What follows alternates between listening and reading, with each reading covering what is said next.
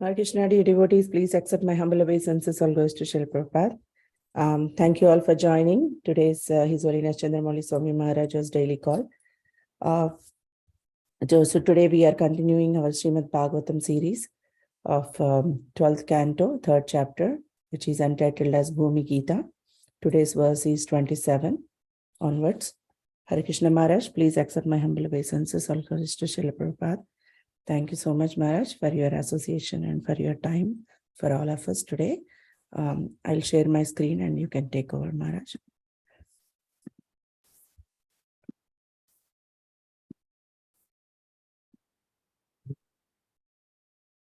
So we're continuing with the 3rd chapter of the 12th canto. And this is entitled the Bhumi Gita. This is verse number 27. Om Namo Bhagavate Vasudevaya. Om Namo Bhagavate Vasudevaya. Om Namo Bhagavate Vasudevaya. Saha Prabhavanti Yada Sadho Anubhurindrayani Cha Yadakita Yuga Vidyaj Jnane Tapasi Yadruchihi. When the mind, intelligence, or senses are solidly fixed in the mode of goodness, that time should be understood as Satya Yuga, the age of truth. People then take pleasure in knowledge and austerity. Purport: the word Krita means performed or executed. Thus, in the age of truth, all religious duties are duly performed, and people take great pleasure in spiritual knowledge and austerity. Even in Kali Yuga, those who are situated in the mode of goodness take pleasure in the cultivation of spiritual knowledge and the regular performance of austerity. This sublime state of existence is possible for one who has conquered sex desire. Umagyan timirandasya jana jana salataya chaksun nalitam yena tasmai Shri Gurave Namaha. Nama Om Vishnu Padaya Krishna Prasnaya Bhutale Srimati Bhakti Vedanta Swami Kinamine. Namaste Saraswati Deve Govivani Pachadine Nirvishesa Sunyavari Pasyatya Desatarine Panchakalpa Tarubhischa Kripa Sindhu Pevacha Titanam Pavanebhyo Vaishnavebhyo Namaho Namaha. Jai Shri Krishna Chaitanya Prabhu Nityananda Sri Advaita Gadadhar Srivasadi Gaur Bhaktivinoda. Hare Krishna Krishna Krishna Hare Hare. Hare Rama Rama Hare Hare. So in this particular chapter, we're going through the different ages. We already heard about Treta Yuga, Dwapara Yuga, and Kali Yuga. Now we're hearing about Satya Yuga, the age of truth.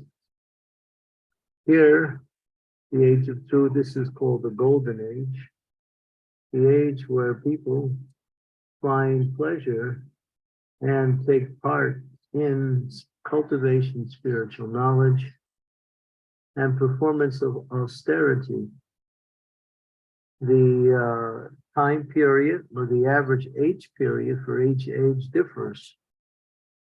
Because of the quality of the age, the quality of people's life is better, therefore longevity of life is also there.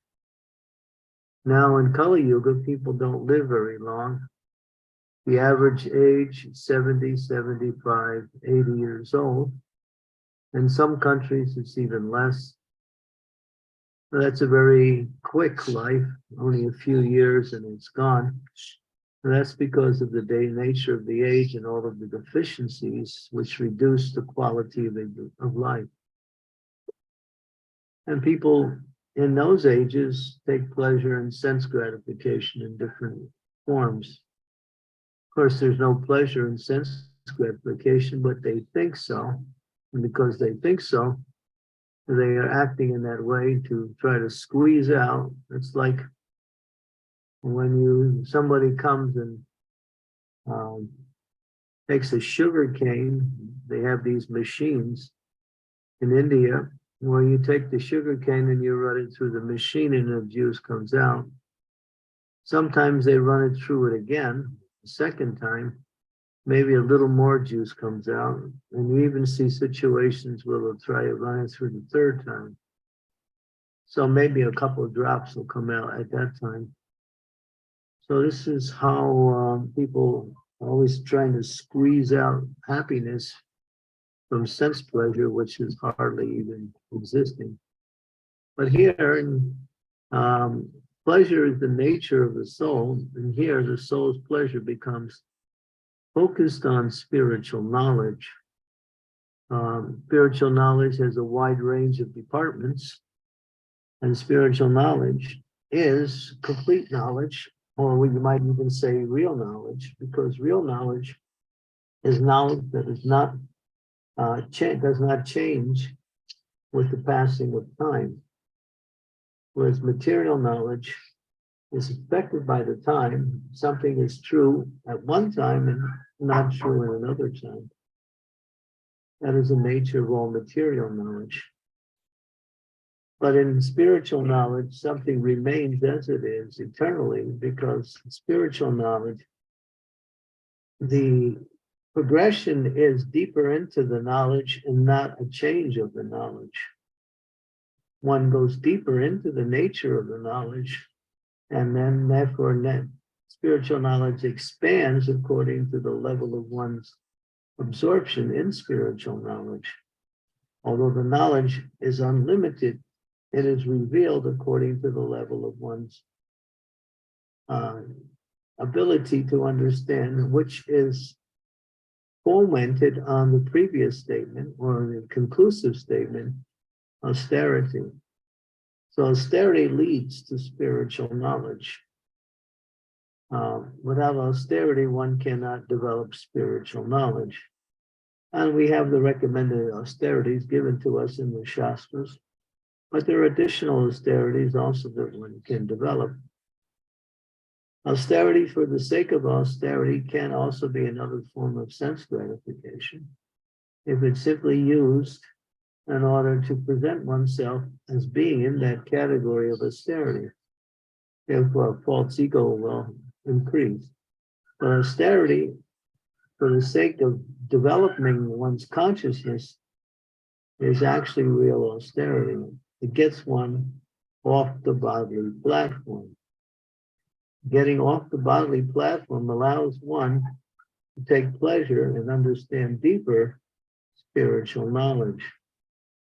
That's why those in the material world, they may also read books on spiritual knowledge. They cannot understand it, nor can they even fully appreciate what they are reading, because they are not engaged in the process by which spiritual knowledge is revealed. But those who perform the austerity means to take up a spiritual life. And that's the essence of austerity. And spiritual life means to get one free from the bodily conception of life and elevate one's consciousness to above the three modes of material nature. The problem, and then of course, in this particular purport, it says, even in Kali Yuga, the mode of goodness takes, people in the mode of goodness take pleasure in these activities also. Why? Because they have sublimated or maybe even conquered sex desire.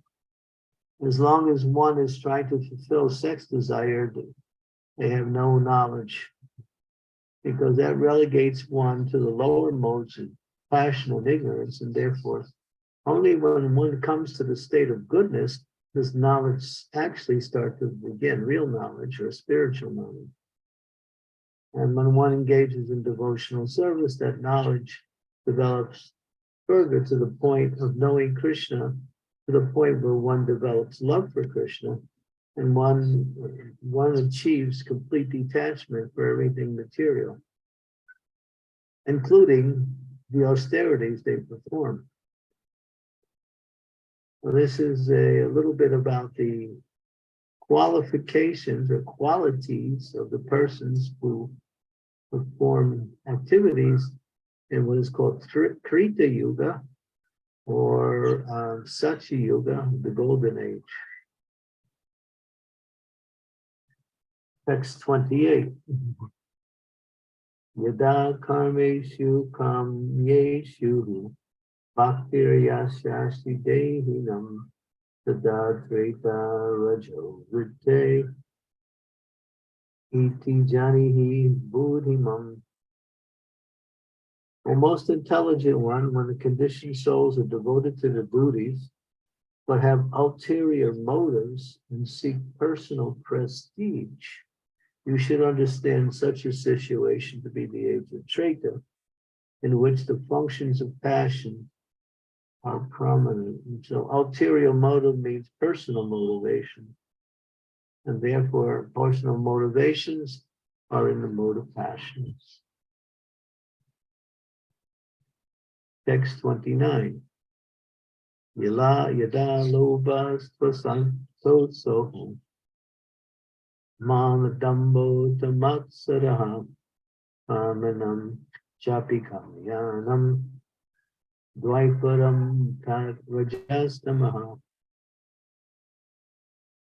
So in translation, when greed, dissatisfaction, false pride, hypocrisy, and envy become prominent, along with attraction for selfish activities, such a time as the age of Durga, dominated by the mixed modes of passion and ignorance. And from this verse, we can understand when Krishna was on the planet, how the Kauravas, headed by Duryodhana, were envious and duplicitous, greedy, hypocritical, and they tried to push out the Pandavas as the rightful heirs for the throne, and therefore the war of Kurukshetra, the battle of Kurukshetra, took place by the arrangement of the Lord to bring back saintly rule to the planet. So you see, if you read the first canto specifically, and also the Mahabharata, you'll see how much of these qualities were there in the Dwapara Yuga. Text 30. Yadam mayanmritam tandraha nidrahimsa visadanam sokamoham bayam danyan sakalis tamasam sritaha. When there is a prominence of cheating, lying, sloth, sleepiness, violence, depression, lamentation, bewilderment, fear, and poverty, that age is Kali, the age of the mode of ignorance. Therefore, in Kali Yuga, people are almost exclusively devoted to gross materialism, with hardly any affinity for self-realization. So here are just a few of the long list of bad qualities that develop in this age of Kali, which we find ourselves in the midst of right now. Cheating, lying, sloth, which means laziness, sleepiness, violence, depression is on the rise, and most people in the world suffer from one sort of form of depression. Lamentation is a result of unfulfilled desires. Bewilderment, people can't understand what is their goal in life. They're always bewildered by the false advertisement in the age of Kali. Fear is very prominent. People die out of fear. In our COVID episode, from 2020 to the end of last year, many people died, but many died out of fear also. Fear is actually debilitating. It increases disease more and more. Poverty. People don't have anything in this age. Women don't even have nice bangles, gold bangles, silver bangles, and gems and jewelry as they used to have in previous ages. Now they have plastic and some kind of paper mache sari. It's everything is degraded in this age. People eat off the plastic and styrofoam plates. Everything is of low class. There's poverty everywhere. And even people who have some standing in society are poverty stricken. If you go into their homes, everything is made out of junk. Just like nowadays, of course, when I first grew up, you could buy a nice desk that was made out of very strong wood that would last you for a lifetime. Now the desks are made out of corrugated wood that, you know, if you hit them with your fist, it breaks the desk. It's junk. The stuff they make is all 10th class stuff, and they sell it because it breaks down. That way they can sell more. It's an age of cheating. So much cheating is going on, lying. The leaders in our society are lying. I was just watching something today. Big people were accusing other big people of being liars, big people in society, and they're fighting amongst themselves. This is the age of Kali. We can expect that. Therefore, of course, we'll go to the solution of all of Kali's problems as the chapter goes on. It gets to the solution. Verse number 31. Tasmad Shudra Drisho Martyaha Shudra Bhagya Mahashanaha Kamino Vitahinascha Sarvanyascha Kriya Satihi. Because of the bad qualities of the age of Kali, human beings will become short-sighted, unfortunate, gluttonous, lustful, and poverty-stricken. The women become unchaste, will freely wander from one man to the next. The age of Kali, certain pseudo-intellectuals seeking individual freedom support sexual promiscuity. In fact, identification of the self with the body and the pursuit of individual freedom in the body rather than in the soul are signs of the most dismal ignorance and slavery to lust. When women are unchaste, many children are born out of wedlock as products of lust. These children grow up into psychological, unfavorable circumstances, and a neurotic, ignorant society arises.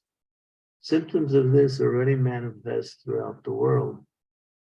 So the last sentence indicates that, you know, whatever's being said here is already happening. And this was written 40 years ago. So since then, all of these things have become even more prominent. Unfortunate, gluttonous. You see, people are very obese. You know, people are so obese that, you know, sometimes they have to have special clothes made because they're so huge in size. Lustful, they eat so much, and they're always, you know, you have pornographic shops everywhere and around the world. People go in to satisfy their lusty minds with all kinds of illicit photos, movies, various types of, even on the internet, you have to be careful. You push the wrong button, you might wind up in a place you don't want to be. Women become unchaste. They go from one man to another. This is quite frequent in the age of Kali. Most women who live in Western countries, they have relationships when they were very young. They continue to have many relationships as they get older. As I was mentioning yesterday, there is a website called Extramarital Affairs Anonymous. No, I'm sorry, extramarital affairs.com. That if you're not satisfied with your particular spouse, or you just want to have another fling outside, you check this website out. There are people who are ready to connect with you, and you don't even know who they are.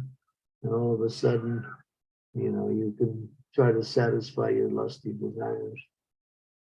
So the lust leads to anger, anger leads to conflict and enmity, and therefore the world is full of conflict. People are at each other's throats all the time, individually, socially, communally, nationally, and internationally. So much crime, so much. This age, there's nothing good about this age except Krishna consciousness. Everything has gone to hell. Okay, so we're getting a little bit insight. I'm not going to speak so much about the solutions of these problems because we all know the solution. It's Krishna consciousness.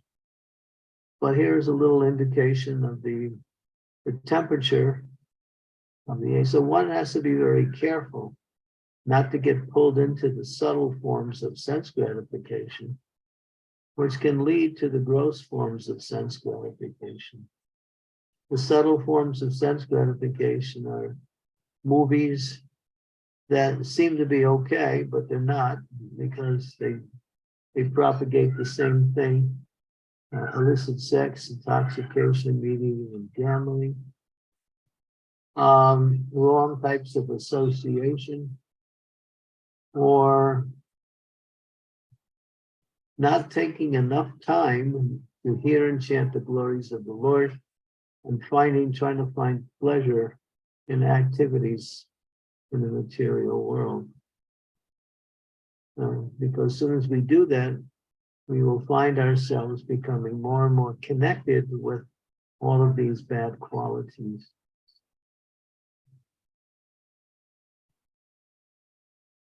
Satisfying the tongue, yes, is a subtle form of sense gratification. It's not only a subtle form, it's a gross form of sense gratification.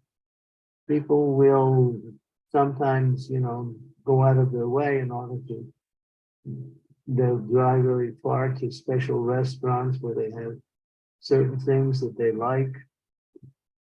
Lord Chaitanya warned, especially those in the renounced order, and not to chase after the desires of the tongue. One should eat simply and accept whatever foodstuffs are offered by way of natural arrangement, and not make big arrangements to satisfy the tongue. In Kali Yuga, there are so many restaurants, there are so many nightclubs, snack bars, and various other forms where the tongue is the focus.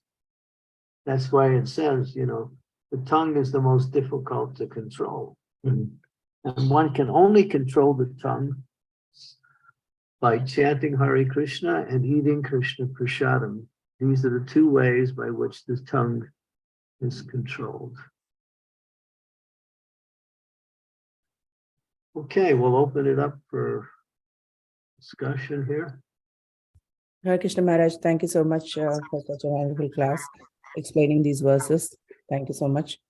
Dear devotees, if you have any questions or comments or realizations, you can please go ahead. Please turn on your cameras if possible.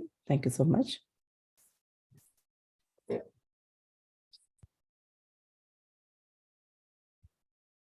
Yes, Prabhuji, Silpesh Prabhuji, please go ahead.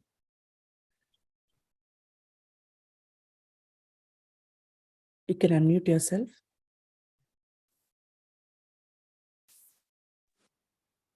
Hare Krishna Maharaj, please accept full obeisances. All glories to Srila Prabhupada. I wanted to ask, fear and depression is so prominent today in society, even within Krishna consciousness, there's so many people suffering from it. Maybe you could give some more advice about how to overcome it, because yes, we all chant and we all try to associate, but even then, it's a medical condition and it's quite prevalent and quite strong at times. Well, the society is based on creating stress and depression, just the way we live, with all the noise, all of the pollution, all of the bad quality of food, and all of the anomalies that exist around us. So we become sometimes disturbed and subjected to these things. But if we chant the Hare Krishna Maha Mantra properly, with regularity, that means every day, we can somehow or other keep our minds focused and free from these things. We also do programs for the non-devotees based on these principles that we say, here's a way to relieve yourself from these mental problems and take shelter of spiritual sound. And then we introduce various types of principles based on spiritual sound, because sound vibration is known to, even in the material world, as a healing propensity. Just like they have what is called, let me see what it's called. They have sound therapy. I even have a disciple. She is, she's online today. She can maybe even speak about it. Her name is Swaha. She's right there in the middle. She plays around with sound therapy. And when I was recently at our Govardhan Echo Village, they have a whole program for sound therapy there. And I tried it. It's nice. It seems to put your consciousness in a more normal state. But if we practice chanting, because sound vibration is so powerful, that wrong sound vibration will cause distress and anxiety and disturbances, and elevating sound vibration, it will bring one up. Just like you see different types of music. So if you listen to rock and roll, it works on the physical and social body in such a way as to disturb the natural flow of the physiology and psychology of the mind. And people who become fixed on rock and roll, becomes like an addiction, also are very much disturbed in mind, body, and in life itself. You go to different types of music, but when you come to bhajans elevate the consciousness because they work on the heart chakra. The heart chakra is the place of emotion and the place of devotion. So if we listen to beautiful bhajans, glorification of the Supreme Lord and his devotees, and chant the holy names of the Lord carefully with attention and as much devotion as we can acquiesce, I can see how we can become free from. And we also have to know one thing. One of the reasons why anxiety is there is because we think we're in control. That's one of the problems. Even amongst devotees, we have this tendency to think, I'm in control. or I can control the situation. We can't. We can make an effort to try to control things for the sake of living in this world. But it's Krishna is the remote controller. We are the, what we say, the visible controller. Everything is happening by his control. So if we take shelter of Krishna and depend on him in every situation, then we can be free from anxiety, because whatever happens, we understand it was given to us by the arrangements of the Lord coming through the spiritual energy for devotees and the material energy for the non-devotees. So that's one of the reasons why we get into anxiety, because we want to control and we can't control. So if we just try to control our minds by focusing on transcendental sound vibration, then we allow Krishna to take control of our life.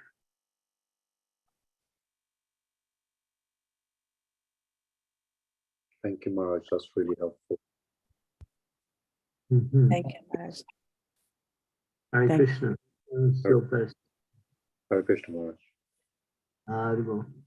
Thank you. Dear devotees, any questions? Raj Prabhu, please go ahead. Thank you, Masterji. Please accept my humble obeisances. All glories to Srila Prabhupada, all glories to you, Maharaj, all glories to all of the devotees. Maharaj, sometimes we have to be in the association of non-devotees, where there may be in preaching or book distribution, or it may be just as part of our life. We live in with devotees, with non-devotees, we work with non-devotees, or we're in a society with non-devotees. So how do we best avoid taking that association whilst we still have to deal with them very nicely? Well, when we understand what is the definition of association, then we can understand what is actually when we are associating and when we are not.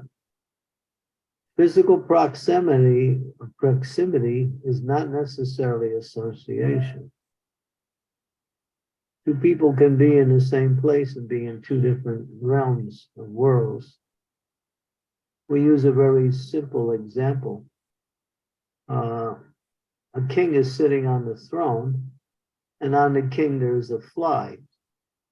Is the fly associating with the king? No, they're in two different worlds, so there's no association, although they're physically connected.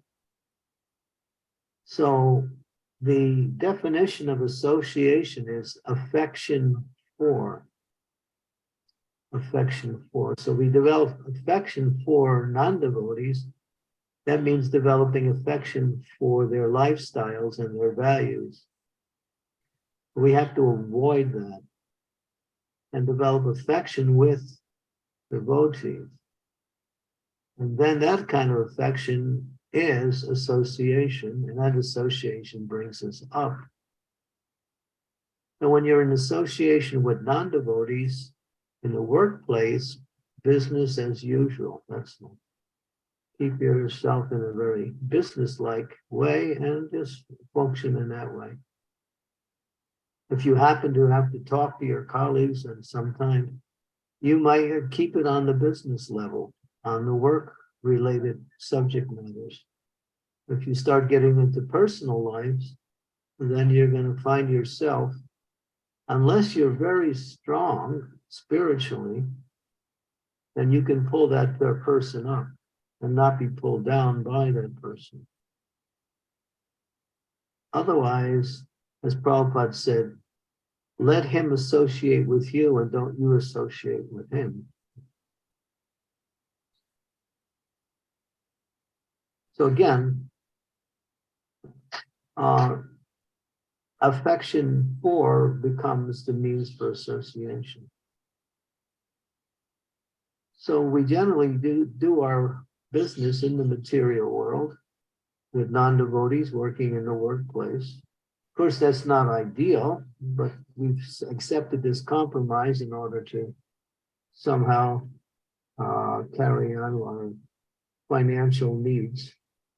Better if we can distance ourselves from that and find employment in association with devotees, or at least free from the association of non-devotees. During the pandemic, people were in lockdown. Many people didn't go to work. So they actually developed their own trades and lifestyles when they couldn't go to work. And they found out many of them became self-employed. So this is one thing that we should be very careful of, because as soon as we develop a relationship with the non-devotees, we find ourselves maybe where certain subject matters may arise that are very uncomfortable and challenge our whole lifestyle and values of our principles that we uphold.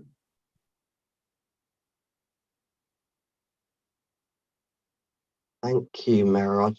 Can I ask you to clarify one thing that you said?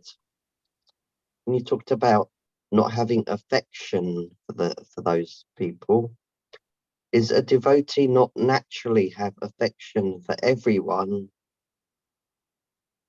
But that affection is for the soul, not for the body. Okay. Affection for the soul means concern for that person's spiritual development. Has nothing to do with the body and the mind. Okay. Thank you, Maharaj. Thank you, Prabhu. Scarlett Mataji, let's go ahead. Hare Krishna, please accept my humble obeisances. All glories to Srila Prabhupada and all glories to your holiness. There is some, I studied today something that Srila Prabhupada said about the mind. The mind is both friend and enemy. Sometimes there is, for instance, when I go to some places and I see some people there coughing and sneezing and all my body shivers, because I feel they just give out many virus or anything. So I don't want to be there, because my mind doesn't let me to rest and to relax and think, don't worry, it's okay. Even though I do all my chanting, even though I read, even though I try to do my best to take care of everything that I have learned, still there is something, it makes me worry to go. For instance, in this big building, I live with many people. They are all the time, they smell smoke and they smell alcohol. And I heard that the energy can disturb one's mindset. How can I do it so that I just just stop being worried and just go out and don't worry that I'm going to be affected by their energy and so on? I would get out of there if I were you. That's the way I would do it. Because even when I moved to another apartment, which was a place right near our temple. As soon as I walked into the place, the energy was so bad, I wanted to get out of there immediately. So bad. And I kept chanting, but the energy was still so very strong. So I was living on the top floor of a building where on the bottom floor was a Krishna conscious restaurant. On the second floor were all devotees. On the highest floor is where I was. And there were two other apartments along with mine, and the two apartments had non-devotees in it.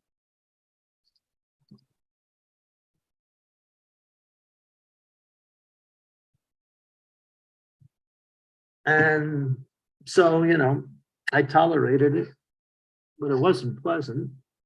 And somehow I just kept working at it. Actually, the energy started to change after some time. But I wouldn't recommend you stay in such a place because environments pick up consciousness, and consciousness transmits itself in different ways. And so they're going to be affected, no doubt.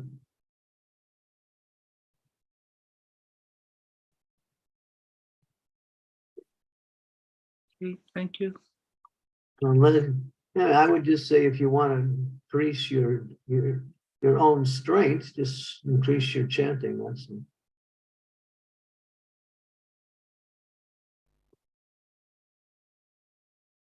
Chant more and more and more and more and more. That's all.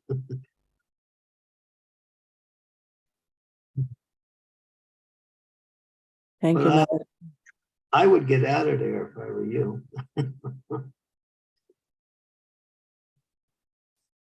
If But I had the possibility, physically or money-wise, I would do without any hesitation. But I don't have any of that. Physically, I'm not well. I go with walker, and economically, I have the lowest pension, so that I don't have the economics mean to have this possibility. So what to do? Chanting? It will help. Yes, I just continue chanting though.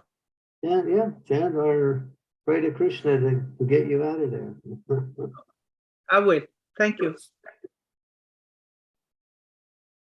Dear devotees, any more questions or comments? Sri Devi, she can help you with that. She's good at these things. Move to Mayapur, Scarlett.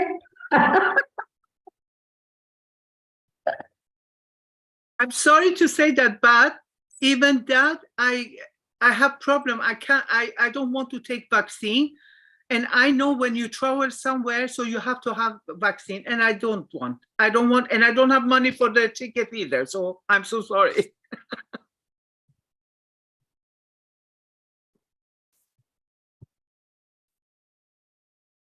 Okay, Maharaj, I have a question. When you are talking about the spiritual knowledge and the depth you have to go in, so how one can get deep into the spiritual knowledge? Like, even though we are reading Srila Prabhupada books on regular basis, as a neophyte or as a practicing devotee, I feel sometimes that I'm just scratching the surface. I don't have any deep realizations, or I want to go deep into the subject matter and explore more. So how I can do that? Two things you can do. You can keep reading over and over again what you're reading until you can actually understand deeper what is being said. This knowledge, spiritual knowledge, is not like material knowledge. Material knowledge is limited, and it's you can only go up to a certain point, and then you exhaust the meaning. Spiritual knowledge is unlimited because it's non-different from the spiritual energy. Therefore, it's dynamic. Therefore, it's expansive. So if you read it over and over and over again, you'll get more of that knowledge. And if you get into reading groups, which turns into discussion groups, then you will definitely go deeper into the knowledge. So we have that thing which is called, what do we call it? Let's see.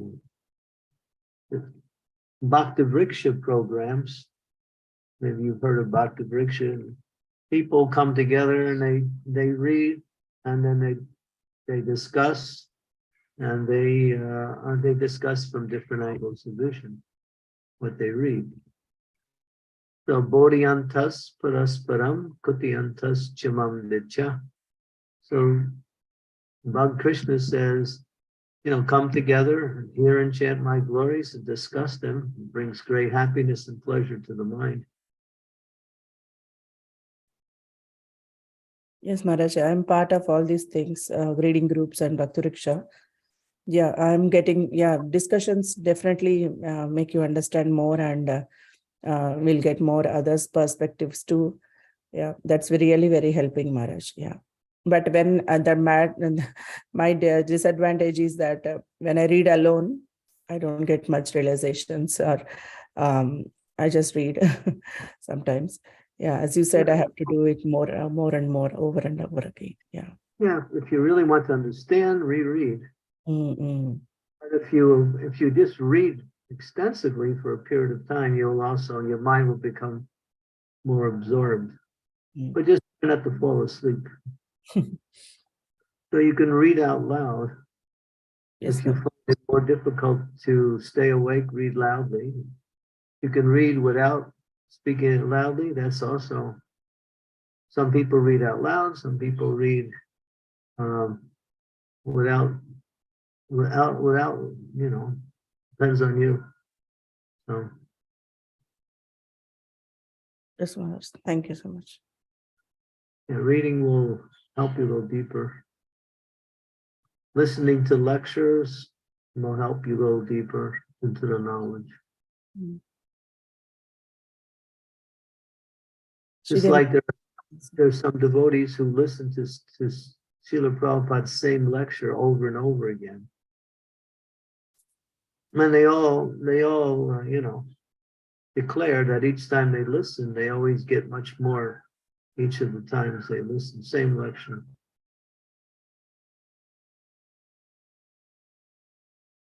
Mm. I'm doing that now. There's a discussion between Srila Prabhupada and the poet Allen Ginsberg. Prabhupada really liked him. And Allen Ginsberg had some knowledge of India and some understanding of the Indian spirituality. So their discussions are interesting. So they had four discussions in 4 consecutive days. And I listened to all 4 of them. Now I'm listening to all 4 of them again, because I found Prabhupada really opened up on a lot of subjects, which was really interesting, and things that he never usually talks about. So listening to Prabhupada carefully, you will also understand things more.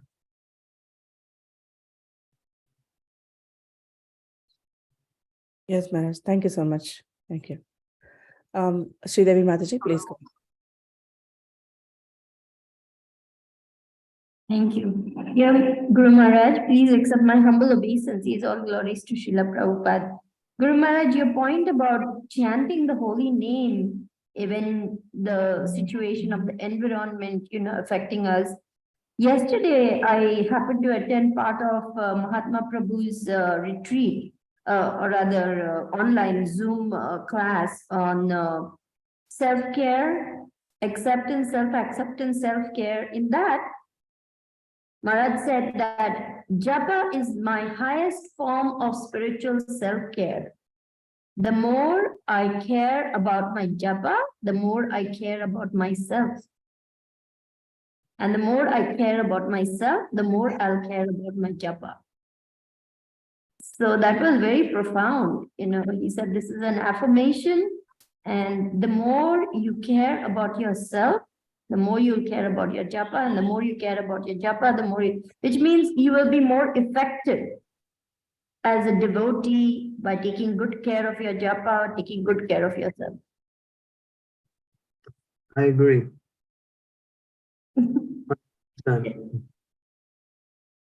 No doubt. Because japa is the quick and very direct connection between you and Krishna. And Krishna is the self of all selves. When you're with Krishna, there's no problems.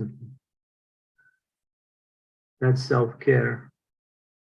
Because the self is not the body, it's the soul.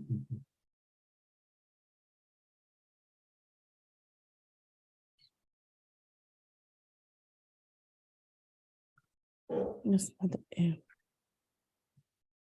Scarlett Mataji, you want to ask any question? Yes, Your Holiness, you mentioned about group study, book study. May I ask where it is, or if I can do it on Zoom with people, if you know any that you can recommend? Devotees can help you with that. I can. Devotees who are doing it, they can offer suggestions and. So then I please ask the devotees here if anyone to know Zoom group, study group. So I please tell me so I can attend them. I even attend in Mahatma's Japa Monday, Wednesday, and Friday. I used to do it, and I'm starting again because he had paused for a while. Now he has started again, and I'm with that group also. Yes, Mataji, there are, you can find with your local devotees, because usually the time zone differences make it's harder to connect in Zoom and read. So, but usually these reading groups works with more with local devotees, Mataji. You can find anybody you can read enthusiastically along with you, and you can form a group and you can start reading, Mataji. Fix a time. That's what we do here. Thank you. Dear devotees, any more questions? Priya Mataji, you posted a link. Okay, we do japa with Prabhupada. Yes, Mataji.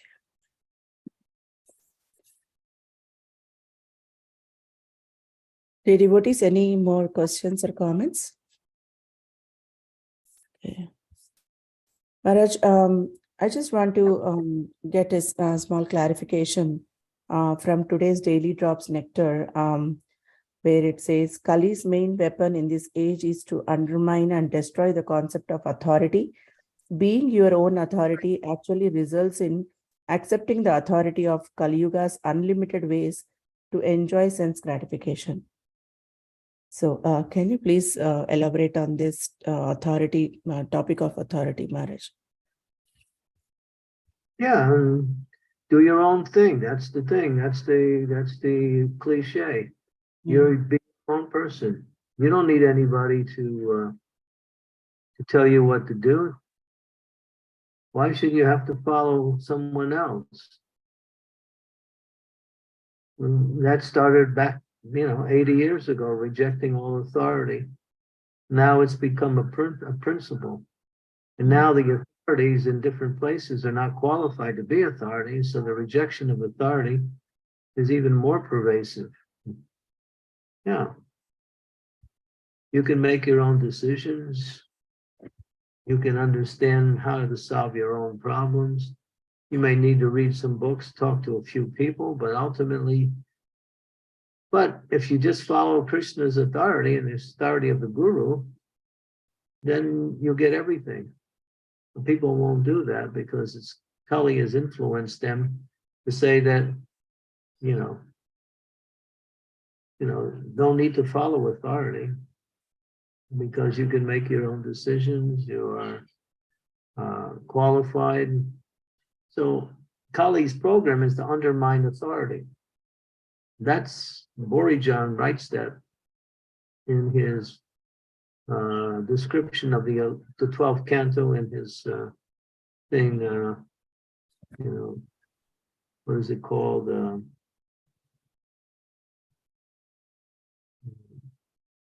Looking Back or something. I forgot what it's called. But anyway, it's his commentaries using the commentaries of the Acharyas on the 12th canto. He also talks about how Kali undermines authority. And when you undermine authority, then you go for whatever authority you want at a particular time, and Kali is always there to introduce. If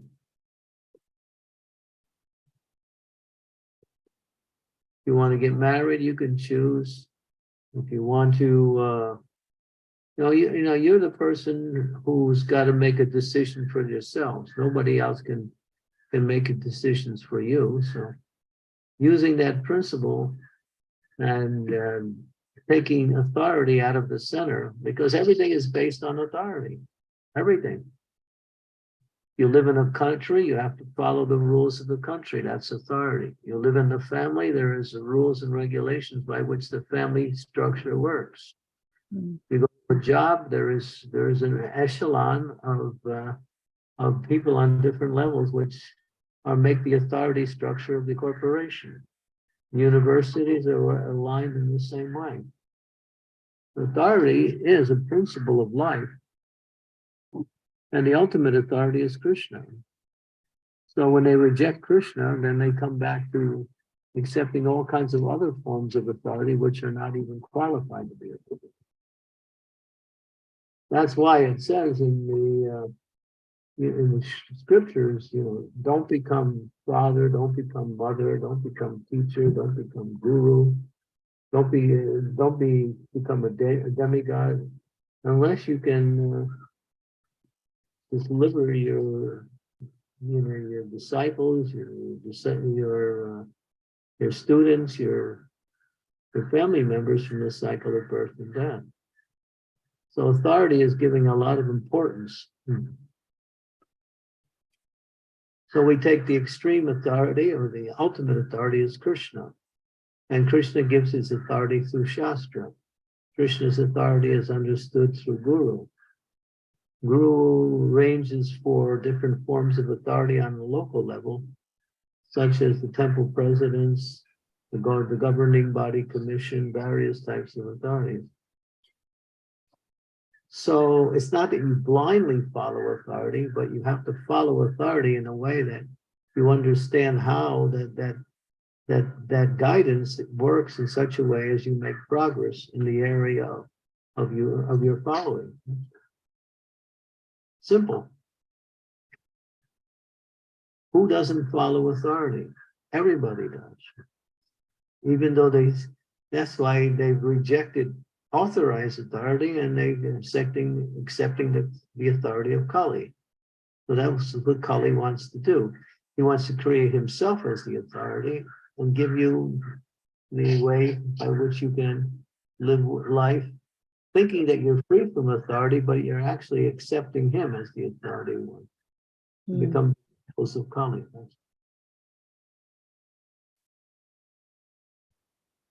Yes, Maharaj. Yeah. So we are using our authority to engage in sense gratification, right, Maharaj? Yeah. We're using our so-called false independence to engage in sense gratification. Because no one can be independent. Yes. Not possible. You're either under the spiritual energy or under the material energy. They're the two authoritative areas of existence, material and spiritual. And within the material energy, there's so many types of authorities that are meant to organize material society. But then again, there are also false authorities who come up and present themselves as being authority.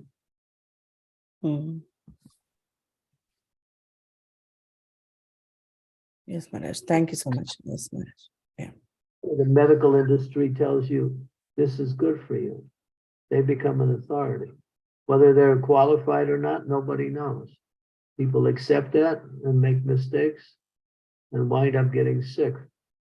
So all the material authorities are also fraught with so many problems. And authorities that are motivated by personal interests can never give guidance to anyone, because their personal interest becomes their focus, and their position becomes the means by which they fulfill their personal interest. That's all. So Bhakti Siddhanta would carefully say, society is just cheaters and cheated. There's people who are out to cheat you, and there are people who are being cheated all the time. So you have to find those authorities that are qualified. And then, according to your need, work under those authorities. So we look for Krishna by finding Krishna in the form of a spiritual master. And when we're happy with that, then we can take shelter of that. The spiritual master is bona fide, then we make progress towards consciousness. But then again, you'll see that in Kali Yuga, you have so many people presenting themselves as spiritual preceptors, sadhus, and others who are not. So there's a testing process by which one understands who is bona fide and who is not.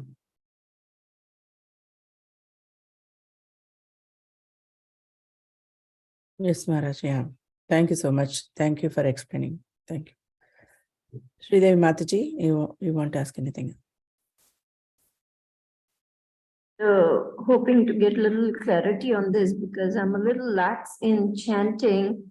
Guru Maharaj, just yesterday you sent out that letter saying everybody read this very carefully.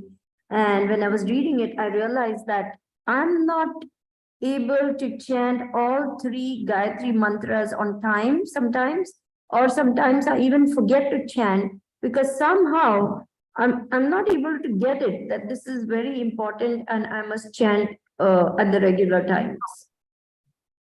Well, there is regular times expand a little bit of a leadway. So we say morning, noon, and evening. So within those 3 contexts, you can pick a time. If you want to be precise, then you go from 24 minutes before sunrise to 24 minutes after sunrise is called a muhurta, 48 minutes. And that 48 minutes is the ideal time for chanting Gayatri. But Prabhupada didn't get so specific. He said morning, evening, and night. So devotees, what they do is, a lot of devotees, when they get up in the morning, after they get themselves ready, they chant their Gayatri, and then they begin their chanting of the rounds. That's fine. Or just before lunch, before eating your lunch meal, you chant your Gayatri, afternoon Gayatri. Evening Gayatri is a little bit more flexible, but some devotees chant it just before they take rest at night. But sometimes we also say, we give a little time expansive. There's like 3-hour period for each one within a range. So we say no later than 9 a.m., no later than 3 p.m., and no later than 9 p.m.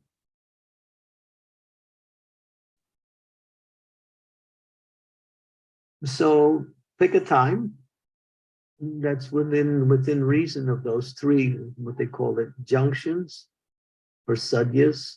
Sadhyas means borders between time periods in the day. And just fix yourself.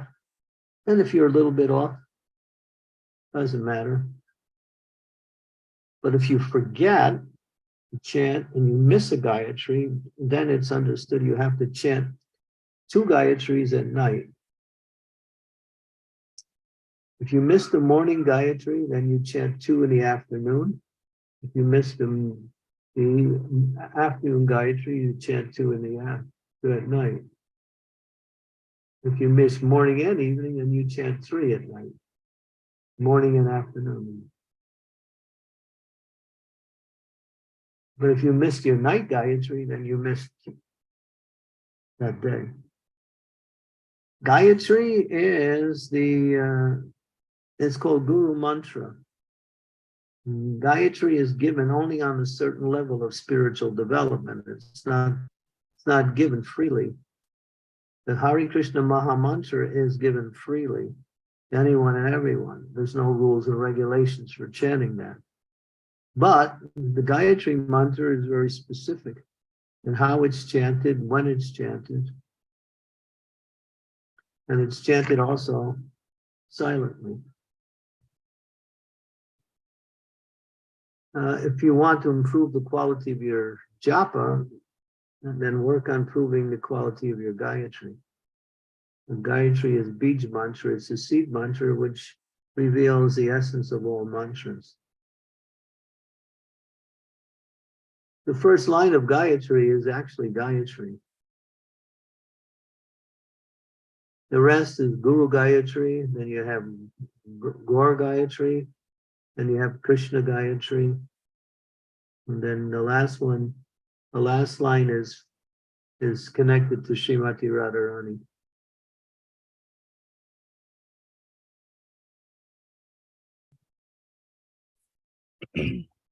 Maharaj Kalakanti Mataji messaged, also evening some devotees said at least before deities resting, like before 9:30 p.m. If you couldn't do it before 9 p.m. That's what she was. That's fine. Okay. That's only if you're working with deities. Mm. Okay. Thank you, Mataji. Ileana Mataji, you want to ask your question?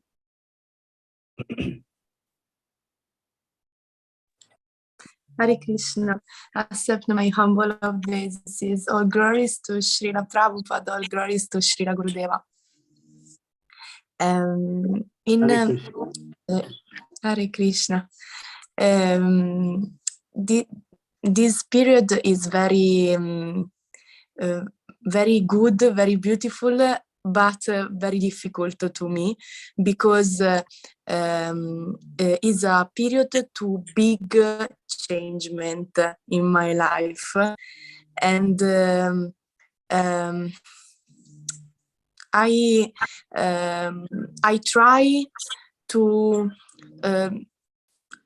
abandon, or let me go to Krishna, but it's difficult. But when I think Krishna is only is good for me. No, okay, Krishna, what do you do? I feel well, and in the other moment, I have a fear to un attimo.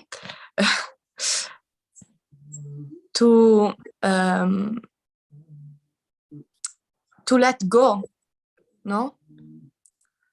Yeah.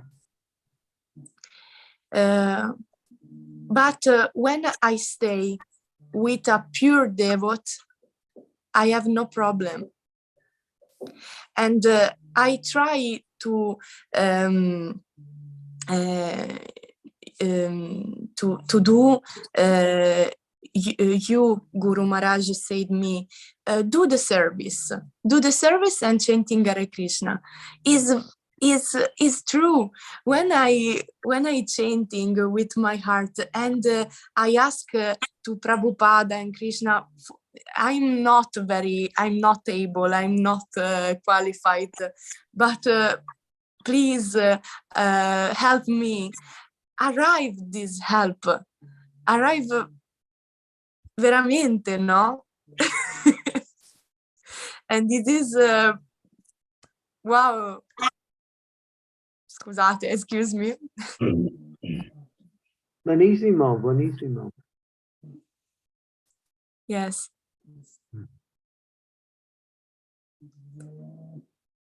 Krishna is always with you. Don't worry. To associate with Krishna is not easy, but you associate with Krishna through the process of devotional service. And when you perform the process of devotional service, Krishna provides many things for you. Only when you become pure can you actually associate with Krishna directly. But we're associating with Krishna through the spiritual energy of bhakti. And he's giving his protection. He's giving us memory. He's arranging for whatever we need in life to be available. Krishna is taking care of everyone. We can't take care of ourselves. We think we are, but we're not. It's Krishna who's doing everything through his different energies. Yes. So just be happy, chant Hare Krishna and Mote Felice. See, I want, in the future, I want to service you. Well, to serve you. I think you'll become more connected to Krishna. Hare Krishna. Yeah. Grazie. Yes, Mataji. Maharaj is so merciful. He'll give chance to everyone to serve him. You'll get definitely an opportunity. Hare Krishna. Hare Krishna. Hare Krishna. Scarlett Mataji, you have any question? Yes, I also read about everything about the initiation, initiated first time, initiated other time. I have been studying since sometimes June 21, and I don't know when I'm ready to do the initiation, but from your mail, I understood that I should be in ISKCON school and study there for some time. There is no ISKCON school here, so it should be in England for me. The nearest is England, but there are so many difficulties. Can one do study via Zoom, this study, or should I must be there? It's up to you. Whatever works best for you. I don't know if there is any school to do online. Oh, well, we were just hearing from, who was it? Sri Devi, and we heard from who else?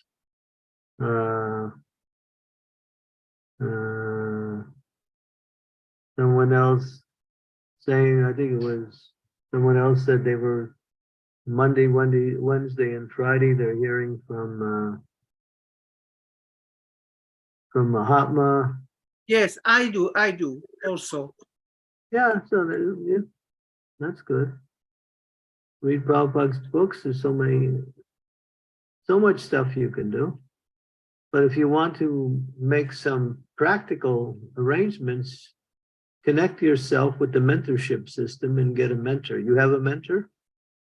I think so. I got a mail from one of your devotees, that they are a mentor. Yeah, but you have to know who your mentor is. It's not, you can't think so. It's not a matter of thinking so. You know. Okay. Then I will look at my mail, because I know that we have exchanged mail together. So I know that I have, but I think her name is Radha. I think I will check it. And so you mean, is it that I should take contact, or she? Because I am afraid to disturb anyone, to make problem for anyone. Yeah, if you have a mentor, it's your duty to connect with your mentor. Okay.